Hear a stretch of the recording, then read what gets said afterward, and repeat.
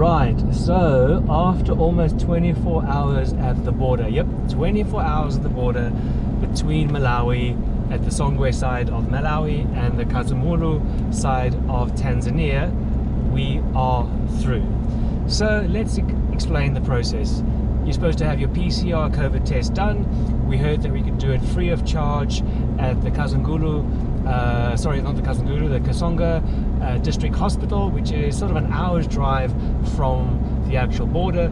We rocked up there yesterday afternoon. They did it for us. They said they would do a normal nasal swab, which they did, and then put it through the special laboratory and then get it back to us within an hour. Now, at the moment, in 2021 November, your normal PCR test is taking about 24 hours. 3 times now I've had nasal or throat swabs, and it's only taken a few hours for a full PCR test. So an hour these days is actually not that unheard of. Long story short, 1:30, both Sarah and I get our PCR test results back. It's from the local hospital, and after the guy hinting heavily at a bribe, off we go to the local border. Easy drive to the border, great road. 10 kilometers before you get to the border, all the military and police checks start popping out in the middle of the road, and the guys are hinting at food, hinting at bribes, hinting at Coca-Cola and all that kind of stuff. We had spent a couple of days in the national park and actually camped at the entrance of the national park. Up here we have a lovely official who's going to stop us. Let's see, this is our first official thing. I won't tell him that the camera is on, and let's see what happens. Hi, how are you doing? Are you well? Hi, how are you? Mosque? No. Swahili. Swahili? Mimi Swahili. Me, English. How are you? No English. No problem. English. Good. We have been learning English for years. Yes. But we are not learning Swahili. No, So well, now, English for Europe, Swahili for Africa. awesome. Want to find it? Yes.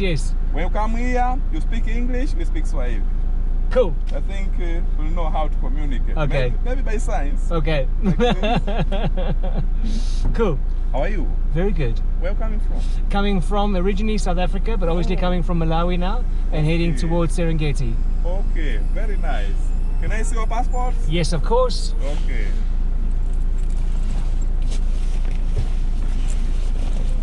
Thank you. No problem.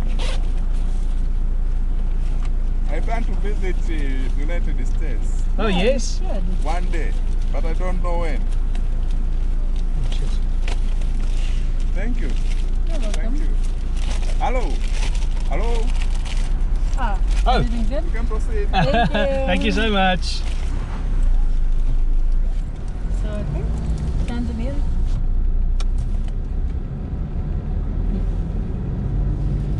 Okay, so there we go. No real issues at all. He wasn't hinting at anything. Actually, really friendly guy. And there we go. Right, so we get to the Malawian side called Songwe, heading out of Malawi yesterday. No problem at all. Fill out a basic form, get stamped out, off you go.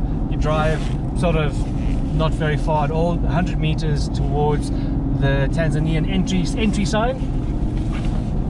And that's where all the fun and games start. So the first thing you want to do, obviously, is when you're driving a vehicle from one country to the next, 4 things normally happen. You have to get a visa for yourself. You have to pay a temporary import permit or tax for the actual vehicle itself. You normally pay a road tax, like a carbon tax called in some countries, and then you have to have insurance called third-party insurance. Now, irrespective if you have your own insurance in your own country, so I drive a South African based vehicle, registered vehicle. I have fully comprehensive insurance from South Africa to cover all of the East African countries, all the way up to and including Tanzania. The government of Tanzania doesn't care. They want me to buy an insurance that covers their citizens, animals, children, property, government property, the whole work. So you've got to pay third-party insurance when you get to these countries. Now, a number of the African countries have banded together and they've said, hold on, let's make life slightly easier for all the travelers, and you can buy one document, sometimes called the yellow book or the yellow document. It's actually a CAMISA. You can go and Google that. And the CAMISA is insurance for a number of African countries together.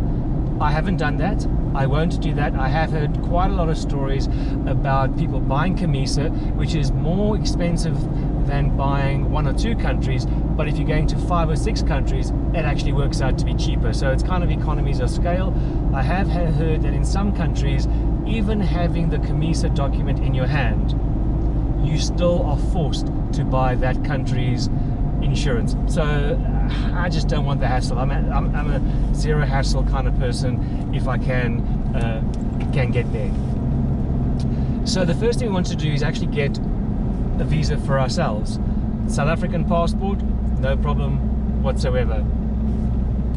No problem with that at all. Sarah's got a USA passport. This is where the issues are. Cross information between the Malawian government website, the US state website, and then the local official wanting to use a company called iVisa. Long story short, 2.5 hours of debating with the guy. He wants to effectively charge us $100 US. And as you can see, you go from a nice area into just interesting people, motorbikes, animals all over the place. This is pretty much typical African driving. So the guy wants to charge us $100 US. The Malawian website, their own government, says only $50 for foreigners. And so there was this big debate. The guy was actually quite nice about it. He was a little bit pushy, but he was basically saying, as a USA citizen, you have to buy $100 US multi-entry visa. There is no $50. Either way, long story short, it gets to 7 o'clock in the evening. We've got no place to go. We're now in no man's land. Our passports are stamped exiting Malawi. The temporary import that we did buy for the vehicle has now been handed back into the Malawi government, so we can't go back to Malawi, and so we're stuck in no man's land. We ended up spending the evening in the local immigration car park, which actually sounds a lot worse than it is. It's actually relatively pleasant and safe. A guard on duty. Sometimes there are 2 guards on duty, and actually it wasn't really that much of an issue. This morning, one of the fixers comes to us and effectively says, hold on, I can make a deal. And so we tell the fixer, dude, the other guy wanted $200. We're not paying that. Anyway, as any of you who've traveled and used a fixer by choice or force, long story short, it is actually $100 US for a US citizen to enter Tanzania. That's what it is. The Malawian government just haven't updated their website to say $100, but if you go to the US state website, it does actually say $100. So long story short, SADC countries free of charge, all foreigners $50 US to entry, except if you're an American, you're very lucky, you end up paying $100 US. I'm not quite sure Sarah would